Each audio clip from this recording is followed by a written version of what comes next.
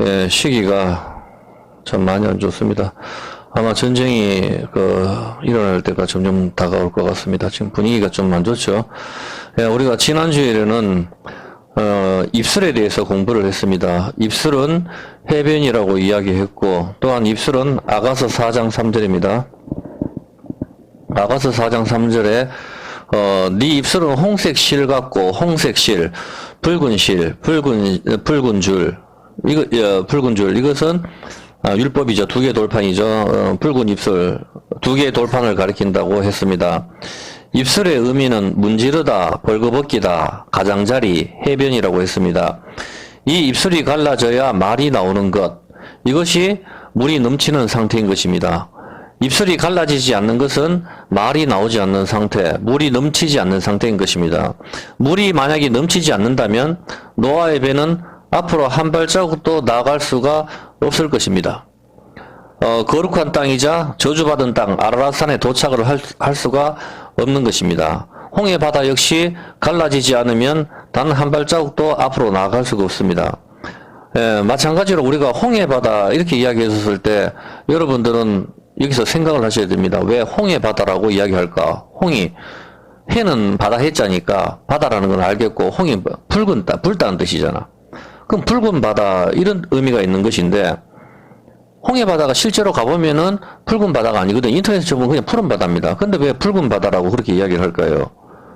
여러분, 그 붉은 바다를 하나님께서 갈라버렸다, 이 말입니다. 그렇게 하기 때문에 여러분들이 그런 내용들을 이해를 하셔야 됩니다. 일단 그 붉다는 것은 갈대를 가리킵니다. 원어가. 홍해 바다에 그 홍을 갖다가 여러분 갖고 있는 그 히브리어 성경 찾아보면은 거기 갈대라고 나옵니다. 수프. 출애굽기 15장 4절입니다.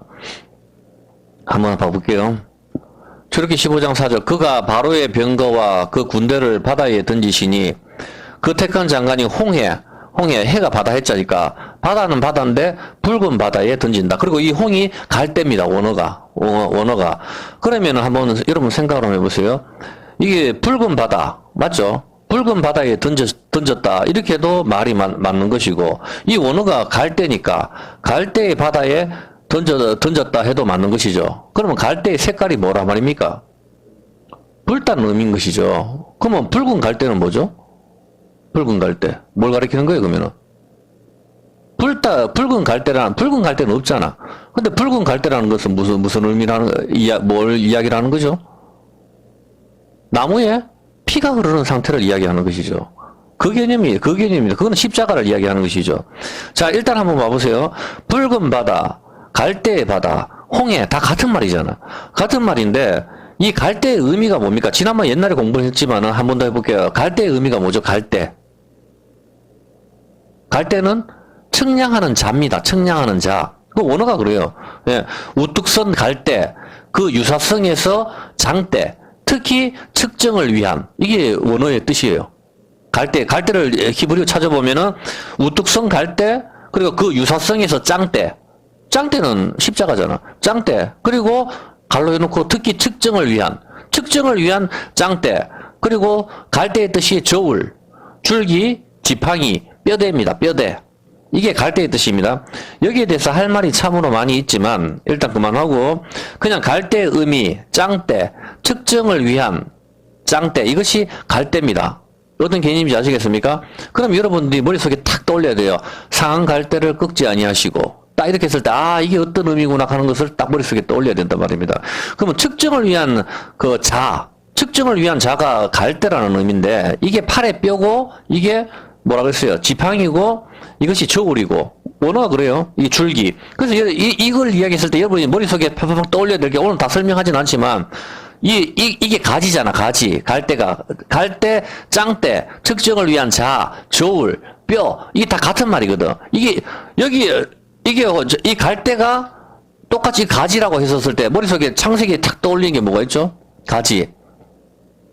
요셉의 꿈에, 가지에서, 튼실한 이삭, 뼈짱 마른 이삭이 등장하잖아. 어떤 개념이죠? 그거는 십자가를 보여주는 개념이거든. 자, 일단, 여기서는 일단 이 정도만 하고, 일단 갈대가 자하고 같은 것입니다. 맞죠? 갈대 칸에. 칸에가 똑같이 쓰인 것을 한번 살펴볼게요. 이 갈대 칸에를 똑같이 쓰는 걸 에스겔 42장 16절. 갈대를 여기서는 어떻게 쓰는가 하면 단어가 같은 단어예요. 그가 청량하는 짱대, 이게 갈대라고 했거든. 짱대. 청량하는 짱대. 곧 그 짱대로 동편을 청량하니. 그래, 성전을 갖다가 청량하는 것은 이 짱대로 청량하는데, 다른 말로 갈대로 청량한다는 거죠. 우리 몸이 뭐죠? 성전이잖아. 우리 몸이 성전이니까, 우리 몸이 성전이 하나님의 그 성전을 만들어 가는 그 규빗에 합당하게 하게 높이야, 넓이야, 깊이. 이 하나님 사랑이죠. 여기에 맞게 잘라야 된단 말입니다. 이 자로. 이게 노아의 방주하고 같은 개념이죠. 이해를 했습니까? 그렇죠. 자, 그리고 측량하는 짱대. 여기서는, 장대라고 적었죠. 갈대를. 또 이거하고 같은 단어, 똑같은 단어, 갈대를 갖다 어떻게 쓰는가 하면, 욥기서 31장 22절. 욥기서 31장 22절에 한번 봐보세요. 그래야 하시면 내 어깨뼈에서 떨어지고 내 팔뼈, 요게 갈대예요. 팔의 뼈. 이 팔의 뼈죠. 그래서 이 팔로 규빗을 재는 거라. 이게 장대니까. 그냥 쓸데없이 이걸로 팔로 한 규빗, 두 규빗 이렇게 재는 게 아니라니까. 이 팔뼈가 갈대를 말하는 거라. 언어가. 어떤 게, 이 뼈가 갈대와 같은 거라고. 어떤 개념인지 알겠죠? 자, 장대로 쓰이고 뼈로 쓰이기도 하고 저울로도 쓰이게 합니다. 출애굽기 15장 4절입니다. 출애굽기 15장 4절에 보면은 그가 바로의 병거를 갖다가 홍해 바다에 하나님께서 이 홍해 바다를 가르시고 거기에 수장을 시켜버렸죠. 이 홍해 바다는 붉은 바다이고 이 불타의 홍은 갈대라고 했습니다. 언어가 갈대입니다. 갈대의 바다, 붉은 바다 부르는 홍해를 하나님께서 갈라버리셨습니다. 이것은 무엇을 의미하는 것인가요? 지금까지 공부한 것처럼 이 갈대는 무엇이라고 이야기했습니까? 이 갈대는 장대이고 측량하는 자입니다. 이 갈대는 그럼 무엇을 가리키고 있는 것입니까? 당연히 십자가를 가리키고 있는 것이죠. 붉은 바다, 홍해, 다른 말로 갈대의 바다, 갈대는 갈대인데 붉은 장대, 붉은 갈대, 측량하는 자, 이것을 십자가를 가리키는 것이죠. 십자가는 무엇을 가리키고 있습니까? 그러면은 십자가는 무엇을 가리키는 거죠? 에? 아니, 그래, 캤잖아. 그거는 캤는 걸 또 다시 해요. 갈대가 그래, 십자가를 측량하는 자니까, 십자가를 가리키기까지 이해를 했잖아. 그럼 십자가는 뭘 가리키냐고. 아니, 그게 아니고, 여기는 이야기했으니까, 예수님께서 왜 나무에 달려 돌아가시죠? 그지, 선악과 따먹었으니까, 나무 열매 따먹었으니까, 그 십자가는 뭘 가리키는 거예요, 그러면은? 선악과를 가리키잖아. 선악과 그 나무를. 선과 악을 알게 하는 게 뭐죠? 율법이잖아. 그게 자가 되는 거라. 이해했습니까? 왜 갈대가 자가 되는지. 선과 악을 알게 하는 자가 성경이잖아. 이 성경 말씀에 어긋나면은 길이가 긴 것이고, 짧으면은 안 맞는 것이고, 뭐 어떻게 하든지 간에 이게 잘못됐으면 잘려버리는 것이지. 어떤 개념이야. 예수님께서 심장마비 걸려서 돌아가셔도 되는데, 나무에 달려 돌아가시는 것은 바로 선악과 나무 열매를 따먹었기 때문에 그 나무에 달리시는 것이죠. 그 나무는 무슨 나무입니까? 붉은 나무라고. 선악과 피를 흘리는 나무, 피나무. 그게 뭐예요? 피나무가. 선과 악을 알게 하는 나무, 율법의 나무잖아. 율법의 나무. 그 율법의 나무에 피가 흐르는 게 성경이잖아. 말할 필요가 뭐가 있어요? 율법의 나무, 선악과, 죽음의 나무, 저주의 나무 뭐예요? 구약이잖아. 그걸 말하는 거 아니에요. 십자가를 보여주는 것이죠. 그러면 여러분 이제 여기서 머리가 딱 떠오르는 거죠. 십자가는 그러면 은목걸이나 쇠로 만들면 돼요, 안 돼요? 안 된다니까. 이게 바보라니까. 십자가는 항상 나무라고, 선악과를 가리키기 때문에. 그래서 예수님께서 그 나무에 돌아가시는 거라. 뭐 목걸이 그 목걸이 갖다가 걸고 십자가로 만들고 막 가톨릭 교황도 그렇게 하는데 이건 바보라서 가는 거라. 그 십자가 뭘 가리키는지 그 단순한 것도 모르는 거지. 예수님께서 왜 십자가에 달려 우리 죄를 위해서 돌아가신다면은 굳이 그 긴 시간을 돌아가실 필요도 없잖아. 1분 만에 돌아가셔도 되잖아. 그리고 굳이 나무에 돌아가실 필요가 뭐 있어? 죽는 방법은 여러 가지인데 편하게 죽는 방법도 많단 말입니다. 그 방법을 쓰셔도 되잖아. 굳이 그렇게 고통을 당하면서 돌아가셔야 될 이유가 뭐가 있어요? 이건 내가 옛날에 다 설명했으니까 또 설명할 필요가 없는 거고. 이해했습니까? 일단 나무에 돌아가신 것은 바로 그 선악과 그 나무를 이야기하는 거라. 그래서 십자가는 금이나 은이나 만든 건 바보라니까. 그거 아니라고. 당연한 거 아니에요, 보면은. 그래서 십자가는 나무로 만들어야 되는 거죠. 나무, 성각을 알게 하는 나무, 선악과를 가리키기 때문입니다. 십자가 목걸이 많이 하시는 분들이 있는데, 십자가는 나무를 가리키는 거예요. 성각을 알게 하는 나무, 율법의 나무를 가리키는 거죠. 이 나무를 자른 게 뭐예요? 이 나무를 누가 자르죠? 나무 자른 사람. 목수잖아. 예수님 목수잖아. 그렇게 연결되는 거라니까. 어떤 개념인지 알겠습니까? 예수님 직업은 목수잖아. 바로 목수가 이 나무를 잘라가지고 집을 만드는 거, 그게 성전이잖아. 피가 흐르는 나무. 나무를 잘라서 집을 만드는 사람이 한 사람이 있죠. 누구죠? 그 사람이? 나무를 잘라서 집을 만드는 사람이 한 사람이 있잖아. 구약에. 홍수를 대비해서. 노아잖아. 이제 알겠습니까? 그래, 그 나무를 잘라서 그 나무에 역청을 바르잖아. 그게 피잖아. 어떤 개념인지 알겠습니까? 나무에 피 바르는 사람은 예수님밖에 없다니까? 그 나무를 잘라서 집을 만드는 사람, 그 사람이 바로 노아라고. 예수님 직업이 목수고, 그래서 사도 바울이 텐트를 만드는 사람이라고. 텐트를 만드는 직업, 사도 바울이. 그냥 쓸데없이 텐트 만드는 게 아니고, 텐트 만들어가 얼마 벌겠어요? 부동산 하는 게 최고지. 어떤 개념인지 알겠습니까? 성경은 예수님만 설명한다니까. 다른 걸 이야기하면 그건 가짜라고. 어떤 개념인지 알겠습니까?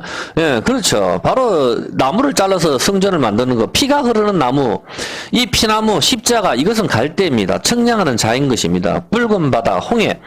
이 붉은 바다이자 홍해이자 갈대의 바다를 가리키는 것이죠. 이 갈대로 무엇을 만들었습니까? 이제 하나씩 봅시다. 자, 이 갈대로 뭘 만들죠? 여러분. 갈대를 다른 말로 파피루스라고 하죠. 종이를 만들죠. 그렇죠. 파피루스, 이것은 그리스어입니다. 파피루스. 라틴어로는 파피루스입니다. 로마자로 파피루스. 파피루스는 똑같은 말이에요. 그냥. 그리스 말로는 파피루스, 라틴어로는 파피루스. 이건 인터넷 쳐보면 다 나와요. 파피루스 갈대로는 파피루스, 여기서 기원이 되는 게 뭐죠? 영어에? 종이가. 영어로 종이로 뭐라 그래요? 영어로 종이를. 페이퍼. 그 페이퍼가 파피루스에서 유래되는 같은 말이라. 페이퍼, 왜 종이를 갖다 페이퍼라고 해요? 그게 바로, 저거잖아. 그 파피루스. 거기서 유래가 되는 거거든. 영어 페이퍼의 기원이 되는 겁니다. 그래서 이 파피루스, 그러면은 파피루스 이 갈대 했었을 때 이 갈대는 바로 뭐죠? 종이라고. 이해를 했습니까? 자, 페이퍼. 영어 종이라는 말이 나왔는 것이죠.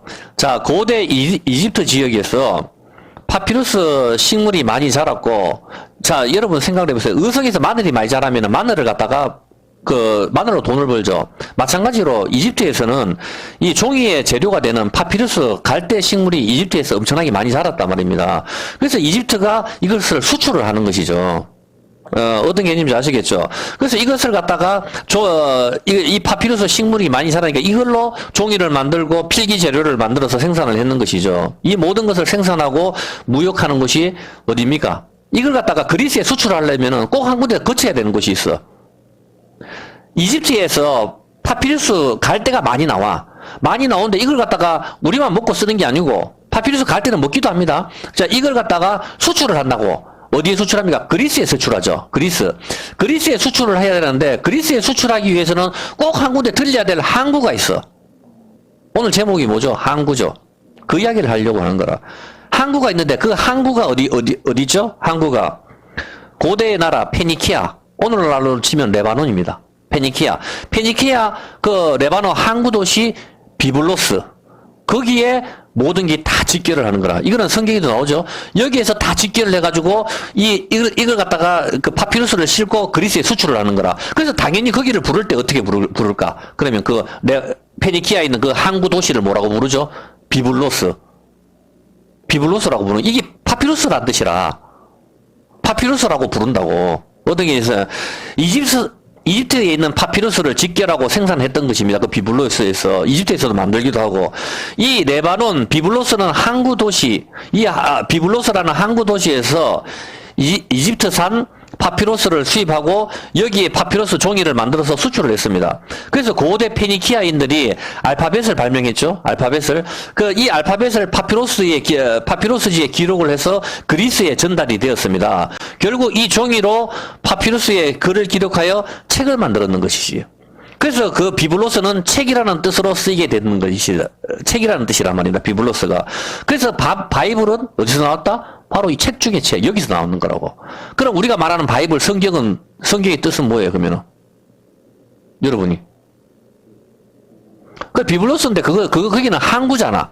그럼 성경의 의미는 항구라는 의미이기도 하고, 왜 비블로스라고 부르죠? 비블로스가 파피루스니까. 그럼 성경은 다른 말로 무슨 말이에요, 그러면은? 갈대라는 의미잖아. 생각을 해보면, 이 갈대로 종이를 만들었잖아. 종이가 여러 장 쓰이면 책이 되잖아. 이걸 어떻게 부를래, 이거를? 이거를 갖다가 비블로스, 파피루스 이렇게 부른다고. 책을 다르게 부를 말이 없잖아. 갈대니까. 파피루스, 비블로스, 같으면 이게 언어가, 각 나라 말로 부르기 때문에 같은 말이라고. 영어로는 페이퍼 이렇게 부르는 거고.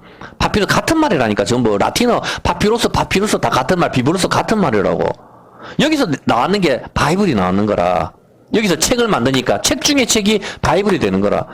그러면은 이 비블로스는 무슨 도시라고 이야기했죠? 아니, 도시가 어떤 도시? 항구라고. 항구는 우리가 지난번에 공부했잖아. 입술. 어떤 개념인지 알겠습니까? 성경은 바로 여기서 나오는 거예요. 이 항구에서 파피루스 갈대가 어마어마하게 쌓였다고. 이 갈대를 갖다가 수출을 하는 거라. 그리스로. 그리스는 이방을 가리키죠? 어떤 개념인지 알겠습니까? 항구에서. 그래서 성경의 의미는 뭡니까? 종이란 뜻인데 그게 바로 파피루스 갈대란 뜻이라고. 갈대의 집산지, 비블로스, 바이블 거기서 나오는 거다 이 말입니다. 종이를 책으로 만들고 책으로 만들어서 사람들이 책 중에 책을 바이블 여기서 유래가 된 것입니다. 결국 성경의 의미는 바이블은 비블로스 즉 항구 도시의 이름이고 이 비블로스라고 사람들이 부르는 이유는 파피루스 갈대의 집산지이기 때문에 비블로스라고 불렀던 것입니다. 오늘날 우리가 강규리 도시 하면 어디에 떠올라요? 강규리 도시 하면은 제주도잖아. 대한민국 사람은 강규리 도시 하면 다 제주도라고 보이지. 강규리 도시 하면 제주도를 지칭하는 거잖아. 텔레비에도 강규리 도시 이렇게 설명을 하잖아. 그럼 제주도를 말하는 거라. 그러니까 갈대를 갖다 이 비블로스라는 이 항구에 전부 이집트산 파피루스가 엄청나게 모여가지고 수출을 하고 하니까 그 도시 전체가 그 항구에서는 그것만 하니까 사람들이 부르는 거죠. 강규리 도시, 마늘의 도시, 고장, 능금의 고장. 저거는 갈대의 고장, 갈대의 항구. 비블로스 이렇게 부른단 말입니다. 사람들이. 그래서 거기서 책을 만드니까 이거는 파피루스 바이블이 된다 이렇게 되는 거다 이 말입니다. 이해했습니까? 결국 바이블 성경의 의미는 갈대라는 의미고 항구라는 의미란 말입니다. 성경의 뜻이. 이해했습니까? 자, 그렇다면 여기까지는 다 이해를 했고, 고대 비블로스라고 부르는 것이 여기에 전부 파피루스, 이집트 갈대, 파피루스를 수입해서 그리스로 수출이 되었던 것이죠. 이집트에서 파피루스, 그리스에 수출할 때는 반드시 페니키아의 비블로스 항구를 거쳤기 때문에 그리스에서는 이 파피루스를 비블로스라고 불렀고, 비블로스는 그리스어로 책이라는 뜻입니다. 이제 다 같은 말이라고 하는 거 알겠죠? 이거는 여러분 인터넷에 쳐보면 다 나오는 겁니다. 이 비블로스에서 성경의 어원인 바이블이 나오는 것이죠. 책 중에 책이라는 뜻입니다. 여기서 우리가 두 가지 사실을 알 수가 있습니다. 일단 바이블이 파피루스, 갈대에서 나왔다는 의미이고 이것은 항구 도시를 의미하기도 합니다. 그리고 바이블, 비블로스는 갈대를 가리키는 것입니다. 지난주에 우리가 항구에 대해서 공부를 했습니다. 이 항구는 어디라고 이야기했습니까? 이 항구는 어디라고 그랬죠? 다시스는 장사하는 동네고 항구는 여러분이 노아의 배 타고 어디 도착해요? 아라산, 거룩한 땅이자 저주받은 땅. 이스라엘 사람들이 어디로 가요? 가나안 땅. 거룩한 땅이자 저주받은 땅. 깃발을 들고 가죠. 여호와 니시의 깃발. 그게 도시라니까. 그리고 제자들이 예수님을 태우고 어디로 가죠? 게네사렛, 킨노릇, 수금, 활, 무지개, 언약의 땅. 언약의 땅이 항구라니까. 자, 그러면은 성경을 갖다가 성경이 어디서 나왔다고? 항구. 항구의 뜻은 파피루스라고, 비블로스. 그 파피루스는 갈대라고. 거기가 항구라니까. 그 파피루스 갈대가 있는 곳이 어디예요? 그러면 항구가 우리가 가려고 하는 저주받은 곳이자 언약의 땅이 어디예요? 가나안인데 그래 그 항구가 어디냐고 정확하게 성경에서 어디를 가리키냐고. 정확하게. 항구가 방금 어디라고 그랬어요? 비블로스라고 그랬잖아. 비블로스는 뭐지? 그래 비블로스는 뭐라고 그랬어 내가? 파피루스는 뭐냐고? 갈대잖아. 붉은 갈대가 있는 곳. 그 붉은 갈대가 있는 곳이 홍해인데 붉은 갈대가 있는데 붉은 갈대 나무에 피가 묻는 것이잖아. 청량하는 자. 그것이 있는 곳이 어디죠? 골고다잖아. 거기가 항구라니까. 그 항구가 입술인데 입술 골고다는 문지르다, 대머리, 해골, 그리고 벌거벗다잖아. 입술이 뭐예요? 문지르다, 벌거벗다. 갈라지는 거 누가 갈라져? 반석, 예수님이 갈라지잖아. 붉은 입술이잖아. 붉은 바위. 예수님이 갈라지는 거. 거기가 항구라니까? 십자가. 거기에 피가 떨어지잖아. 거기에 우리가 저주받은 곳이자, 저주받은 곳이자, 복받은 곳. 그것이 십자가잖아. 거기에 언약의 피가 떨어지는 그 땅이 저주를 받아서 땅이 회복이 되는 안식의 땅이 되잖아. 땅이 더러워진 땅을 깨끗하게 하려면은 가해자의 피가 떨어져야 되는 거라. 여러분 어젠가 이틀인가 다음에 봤죠? 다음에 어떻게 나오죠? 다음에 봤을 때 석 달 됐는 쥐에게 늙은 쥐의 피를 갖다가 집어넣어 버리니까 석 달 됐는 쥐가 늙어버렸어요. 그리고 실제로 거기에 댓글이 쫙 적혀있는데 어떤 댓글이 있는가 하면은 나이가 한 50인가 60이 됐는 정확한 나이는 모르겠지만 그 아주머니가 사고가 나가지고 병원에서 수혈을 받았는데 젊은 사람의 수혈을 받았단 말이에요. 그래서 자기가 병이 낫고 난데 몸이 옛날보다 훨씬 더 좋아졌어. 왜 그러죠? 이건 당연한 거예요. 이 사람들, 이 과학자들은 지금 이렇게 연구하는 것 같지만 성경에서 예수님께서 하나님께서 뭐라 그랬죠? 피는 생명이다 했는 거라. 육체의 생명은 피에 있나니 피가 죄를 속하느니라. 피가 생명이라 했거든. 그래서 우리가 영원히 젊어지기 위해서 우리가 뭘 마셔야 돼요? 피를 먹어야 된다니까. 어떤 피? 흠없고 순전한 어린 양의 피. 그 피는 성경인 거라. 그거를 마셔야 우리가 영원히 사는 거라. 우리가 영생을 얻기 위해서 여기 왔잖아. 영원히 살지 못하면 여기 올 필요가 뭐가 있어요, 그러면은. 영원히 살기 위해서는 그 피를 마셔야 되는데 그 피는 바로 예수님의 피를 마셔야 되는 거라. 그래서 실제로 김일성이라든가 돈 많은 사람이 젊은 사람의 피를 갖다 바꾸잖아. 그게 일리가 있는 거라고. 하나님께서 육체의 생명 피에 있다고 이야기를 하기 때문에. 그건 어제 날짜인가 다음에 한번 쳐봐요. 거기 다음에 떴으니까. 내가 봤으니까 피를 바꿔 이 피에 뭐가 있다 이렇게 해가지고 피를 깨끗하게 하거나 피를 젊게 만들어 버리면 사람이 지에게 실험을 했다 하는 게 어제 나오거든요, 보면. 이 같은 내용에 보면은, 그 땅이, 저주받은 땅이 깨끗하게 지기 위해서는 거기에 피가 떨어져야 되거든. 그게 피밭이잖아. 예수님 팔고 사는 게. 그래서 노아가 도착한 거 아라랏산이고, 이스라엘 사람이 도착한 곳이 가나안이고, 제자들이 배를 타고 도착한 것이 게네사렛이죠. 킨노롯. 언약의 땅. 그것을 말하는 거예요. 그래서 신기하게도 고대의 항구 도시 비블로스, 이게 항구잖아. 항구죠. 여기에 바이블, 모든 걸 수출하는 게 이게 항구라고. 짱대가 있는 거, 파피루스 갈대가 쌓여있는 거, 갈대가 쌓여있는 게 청량하는 자가 쌓여있는 것이 어디에 보면 십자가를 말하는 거라. 거기에서 이 파피루스 종이가 다 수출돼서 성경이 들어가는 것이지. 이해됩니까? 그렇죠. 예. 파피루스는 갈대입니다. 이 갈대는 청량하는 짱대, 자를 가리킵니다. 결국 청량하는 것은 무엇입니까? 무엇으로 청량을 합니까? 그것은 자가 율법이잖아. 율법. 이것은 청량하는 자입니다. 이 청량하는 자에 누가 타고 있죠? 갈대에 누가 타고 있잖아. 청량하는 자. 누가 타고 있죠? 출애굽기 2장 3절. 이 파피루스에 누가 한 사람이 타고 있어. 모세라. 그렇지. 출애굽기 2장. 더 숨길 수 없어. 그를 위하여 갈상자. 갈대 상자죠. 갈대 파피루스. 이 파피루스 종이 상자에 율법의 상자. 이게 홍해 바다라니까. 붉은 갈대. 피가 흘리는데 여기에 모세가 눕히잖아. 이 나무에. 똑같은 몇천 년이 지난 뒤에 예수님이 이 나무에 눕는다고. 그거를 대표하고요. 여기 이 갈상자를 가져가지고 나일강에 띄우잖아. 나일강은 파라오가 아기가 태어나면 다 죽이는 곳이잖아. 태어나면 다 죽이는 그곳에 한 사람이 이 갈상자 파피루스에 당겨서 던져진다고. 그게 바로 예수님의 모형이었던 것이지, 모세는. 바로 이 모두가 죽는 태어나면 다 죽는 이 온 세상에 누가 한 사람이 이 피가 흘리는 이 나무, 선악과 율법의 나무, 여기에 눕는다고 말이야. 예수님이 누워가지고 던져지시는 것이지. 어떤 개념인지 알겠죠? 파피루스, 비블루스, 바이블, 성경, 이 파피루스는 율법의 나무, 모세가 눕는 장면은 예수님이 나무 십자가에 눕는 장면과 같은 것입니다. 그리고 이 훗날 이 모세가 어디를 건너갑니까? 갈대에 눕는 이 갈대 상자에 눕는 이 모세가 어디를 건너가죠? 그렇죠. 그 갈대 바다를 건너가는 거라. 갈대에 눕는 그 모세가 이스라엘 백성들을 다 데리고 그 갈대 바다를 갖다가 갈라가지고 거기를 갖다가 가는 것이죠. 파피루스의 바다, 율법의 바다, 여기를 건너가는 겁니다. 이집트 사람들은 건너오지 못하고 전부 여기서 죽습니다. 홍해는 갈대의 바다, 붉은 바다, 파피루스의 바다, 비블로스, 율법의 바다, 이것이 갈라지는 것입니다. 여기를 건너갈 수 있는 사람은 그 갈대에 눕는 사람, 거기에 누웠고 이집트를 탈출했던 경험이 있는 사람, 모세만 자기이 되는 거지. 예수님은 바로 그 갈대 상자에 누워서 우리를 구원하러 오는 구세주가 되시는 것이죠. 이 율법의 바다가 갈라지면서 길이 나오는 것입니다. 이것이 좁은 길입니다. 예수님께서 내가 곧 길이요. 좁은 길로 가라. 그것이 사는 길이다. 좁은 길은 말 그대로 좁기 때문에 안 보입니다. 그것은 율법의 바다가 갈라져야 되는 겁니다. 그게 갈라져야 거기서 바닷속에서 나오는 그 길, 그것이 우리가 찾는 그 길이라고.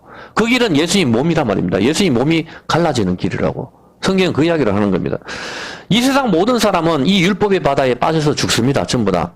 이 파피루스는 갈대이고 이것은 측량하는 자입니다. 바로 나무 십자가, 선악과, 율법을 가리키는 것입니다. 이것이 갈대가 팔의 뼈와 같습니다.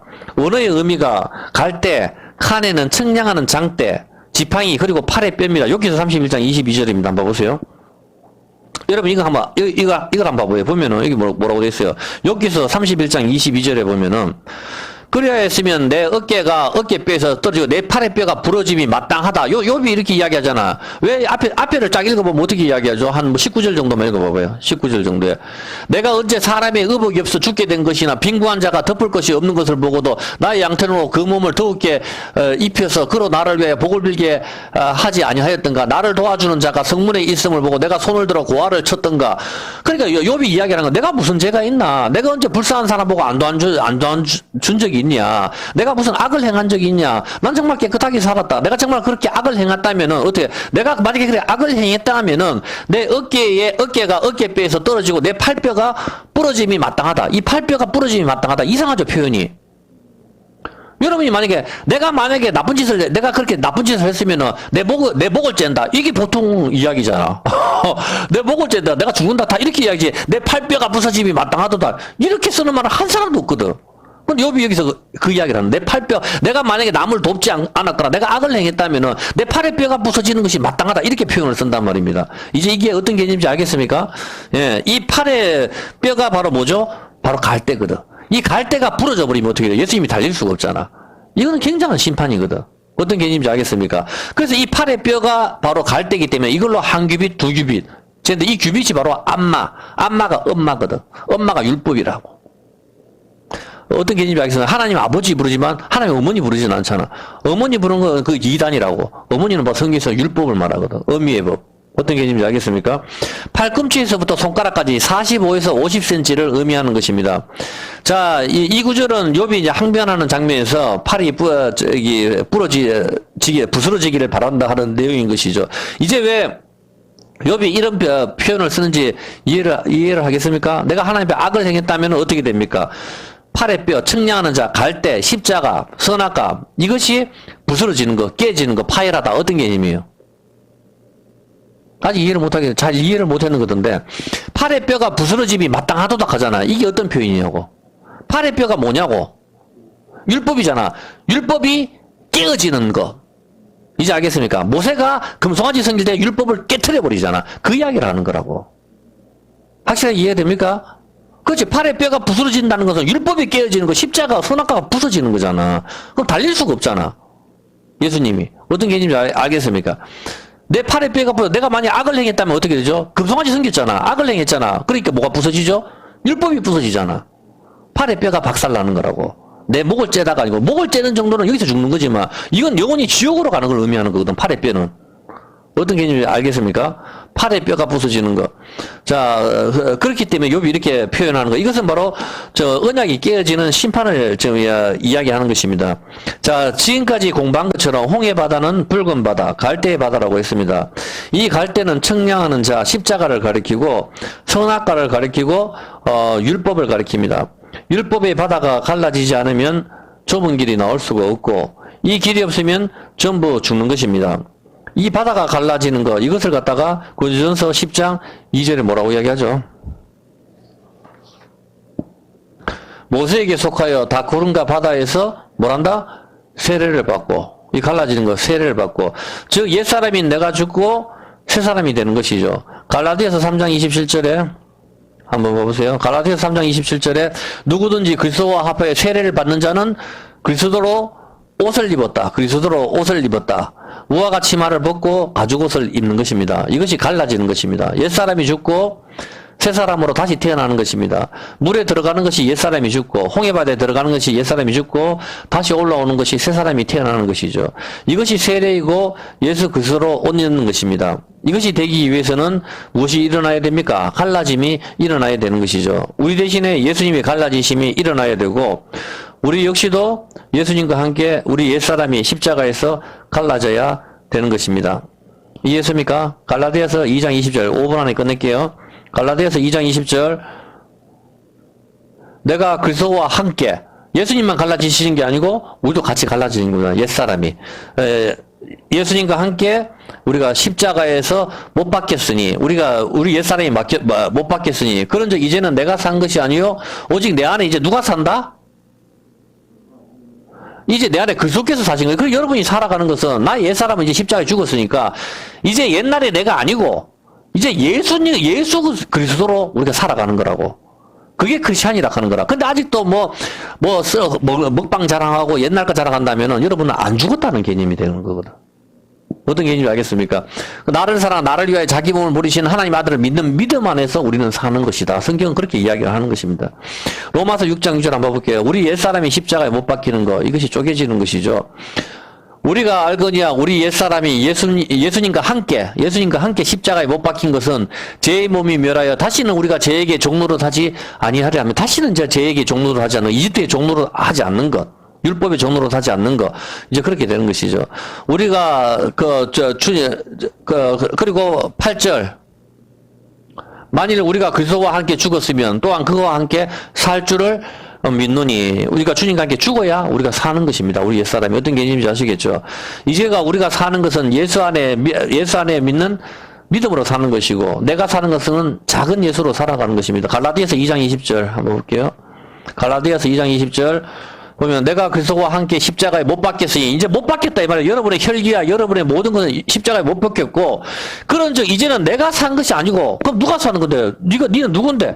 이제 내 안에 그리스도께서 사신 게다. 말씀이 살아서 움직이는 사람. 그렇게 인생을 살아가야 된다. 그렇게 이야기를 하는 것이죠.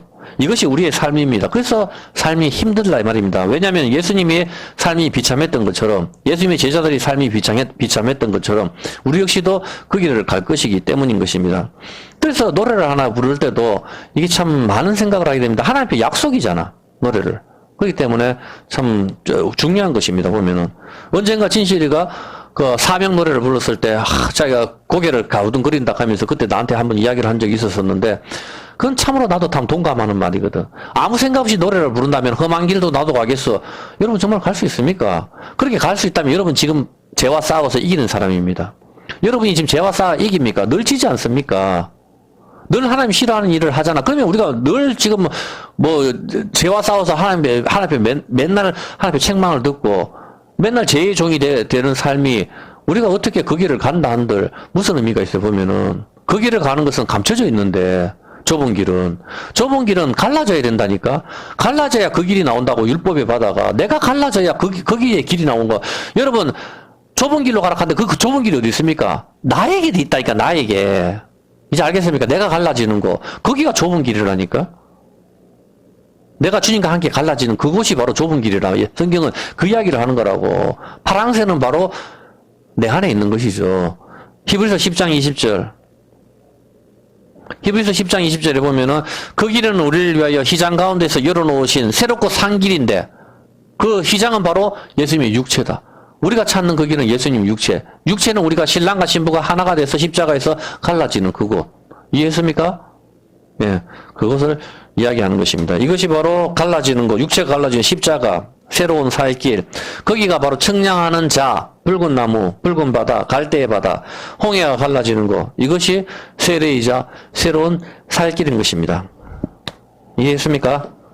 예, 그렇죠. 이제 여러분이 어떻게 살아야 되는지 알겠죠? 시편 74편입니다. 시편 74편.